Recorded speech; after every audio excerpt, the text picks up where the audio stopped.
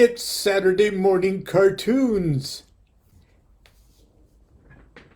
And it's Saturday. That means Svengoolie. Oh, someone take a screen capture of send it to Svengoolie. I'm a kid. I love Saturday morning cartoons. I love Saturday night horror shows, local ones, funky ones. Omaha had one called Gregor. When I was a kid, I used to so bored in Nebraska that I'd look forward to Saturday nights to watch Gregor. But Svengoolie's, I really get a kick out of Svengoolie. And it's perfect for Saturday morning cartoons because I love Saturday morning cartoons too. When I was a kid, when they started to turn cheesy and Hanna-Barbera-ish, I sort of lost interest. But anyway, here we are. And just as a lark this morning, because I was running a little late and everything else, I thought I would do a little computermancy, and I pulled up my files, my text files, and I just put Saturday morning cartoons. And then, I mean, hundreds of files come up for some reason or another. And one of them was called Pantheacon 2010. And so I went to it, and it was my talk. Okay, it was my talk for Pantheacon in 2010. Now, I'd started presenting at Pantheacon in 2001. If you don't know what Pantheacon was, it was the yearly greatest pagan magical convention on Earth. Okay, it was they were not only cosmic events, they were cosmic. It was a cosmic event on steroids, and a couple thousand people in a hotel. Freaky people. It was just absolutely wonderful. It was organized by a good friend of ours, Glenn Turner, of Ancient Ways bookshop. But anyway, this particular file came up, and I recognized it because I've shared it with you, or I've shared portions of it with you before, sometimes in the last 2 years. But I ran across my evaluation sheet. Now, I don't know if any of you have ever seen me present live, but unless it's a super serious thing like I've been invited by the Masons to talk or something like that, I am usually joyfully happy to shamelessly promote my my books and stuff. And I start right off by saying I've made no further provisions for my family's future, which is exactly the truth.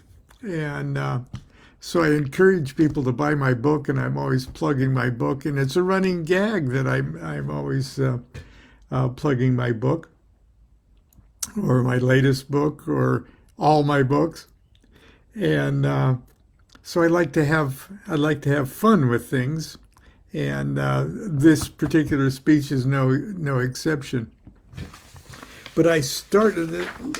I'm not going to read the whole thing, okay, because it was a long presentation, and it went into some serious stuff too. Okay, but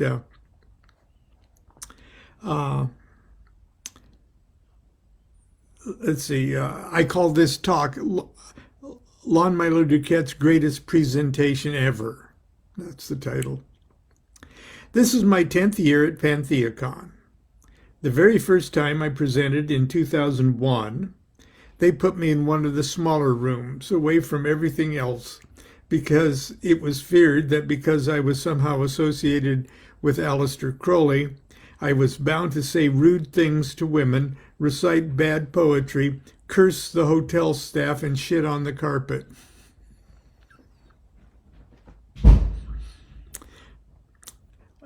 I fooled everybody. I didn't recite a single poem. I had a plan, and instead of talking about the B666 and goat buggery, instead I talked about the new book I was writing called The Chicken Kabbalah of Rabbi Lamed Ben Clifford. Now I'll digress for a second, because that year Glenn had booked Robert Anton Wilson and I to share the same hotel room. So we were roommates, and I for the next 3 or 4 PantheaCons she did the same thing, because Bob lived close enough away that he didn't spend the night at PantheaCon, but used our room to sort of like a green room to relax and get ready and get dressed and things like that. So I had the Chicken Kabbalah with me, and Bob was in a wheelchair, and he was sort of a captive audience. And I told you I read him the draft of Chicken Kabbalah when he was my captive audience. But anyway, that was a little aside. Now, I had written a few other books prior to the Chicken Kabbalah. I wrote 4 titles with Christopher S. Hyatt, then struck out on my own with The Magic of Thelema, later reissued as The Magic of Aleister Crowley. And I'm flashing photographs, pictures on the projected screen of all of these books. I'm just a shameless lawn commercial.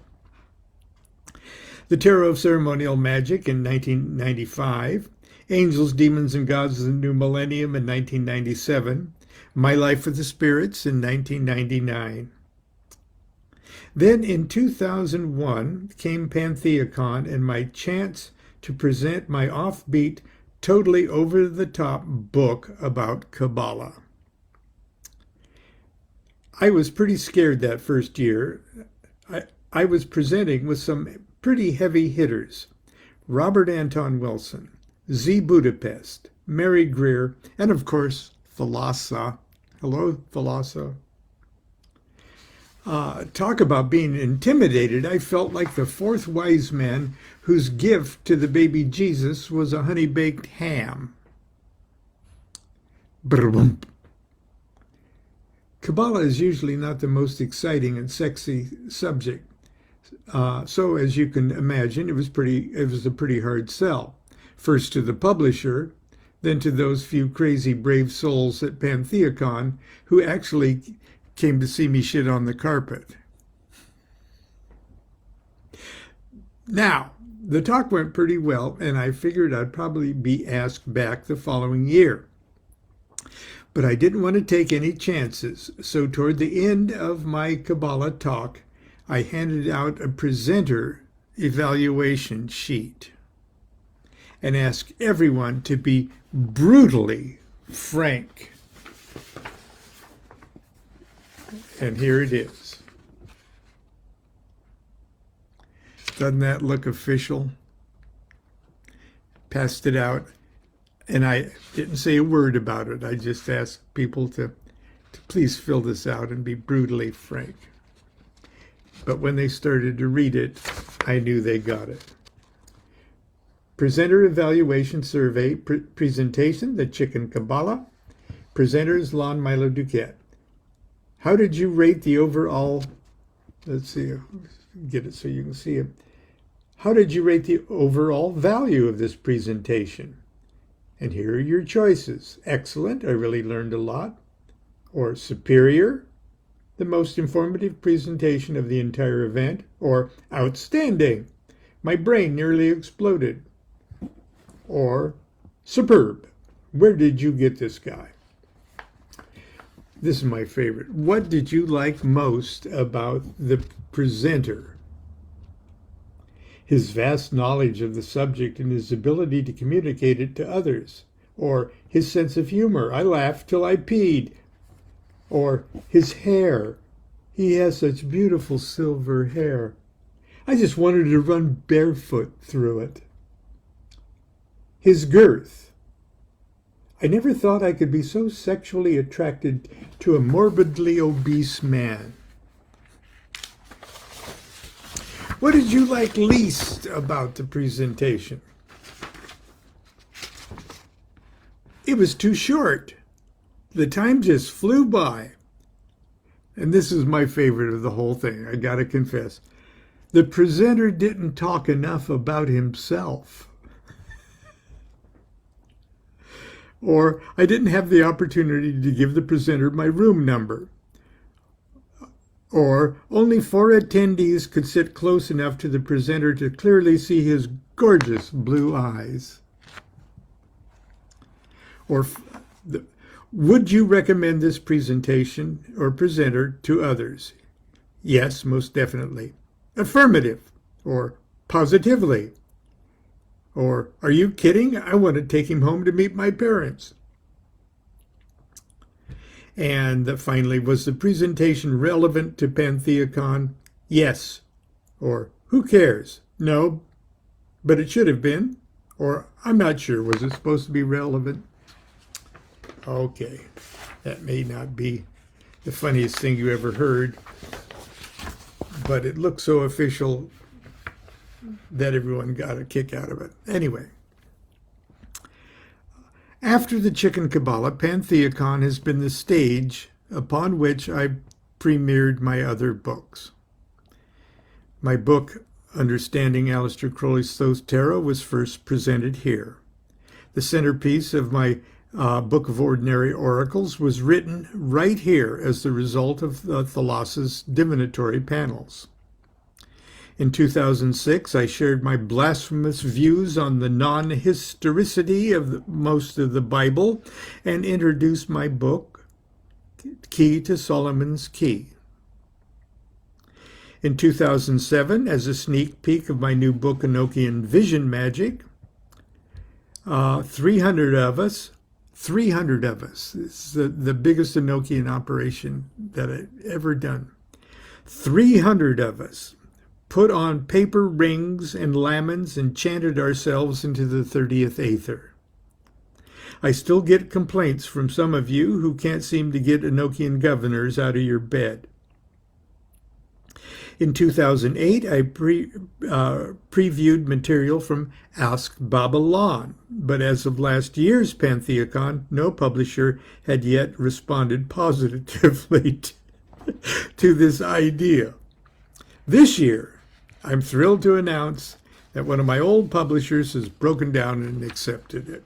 Ask Babylon should be here in time for the end of the world in 2012. But before that happens, you'll get a chance to read the book I previewed for you last year. It's called Low Magic. It's all in your head. You just have no idea how big your head is. And that's being published by Llewellyn worldwide and should be out in November, just in time for holiday gift giving. PantheaCon's been very good to me, and I think a lot of people can say that. It's a truly magical event. It allows us the opportunity to actually commune in person with the sacred community that we're all a part of. Coming here each year forces me to look at myself and see who and what I am, and where I am on the larger scale of things. Even more than that, PantheaCon obliges me to reinvent myself year after year after year. And as I enter the 7th decade of my life on this sweet earth, I've come to the conclusion that the great work is not a matter of seeking and finding oneself, but a process of continually, perpetually reinventing oneself. Perhaps the saddest words a person can say about himself or herself is, "That's just the way I am. I can't change." My magical motto is Adeo sat bene, which is Latin for so far so good. My website bears another motto of mine. The only thing I can change with magic is myself. I believe that. And as much as I love my wife and family, as much as I love the earth, as much as I'm concerned for my community and nation, as much as I care for the human race, the best and most helpful thing I could possibly do for all of you is to get my shit together. I wish I could tell you that I'm succeeding in getting my shit together, but to tell you the truth, I'm never sure from moment to moment. I just know that it looks like I'm again in the process of reinventing myself. And Pantheacon is once again at least partially to blame. I believe it was 4 years ago that Glenn Turner, organized a Pantheacon talent show for one of the Saturday night festivities and called for volunteers to entertain. I hadn't performed in public for 25 years. But something moved me to throw my hat in the ring. Glenn lent me her vintage Martin, beautiful, broken in. It's an almost 50-year-old guitar, and it's just, I think it was a D28. And I sang a few songs, including my musical Curse of George Bush.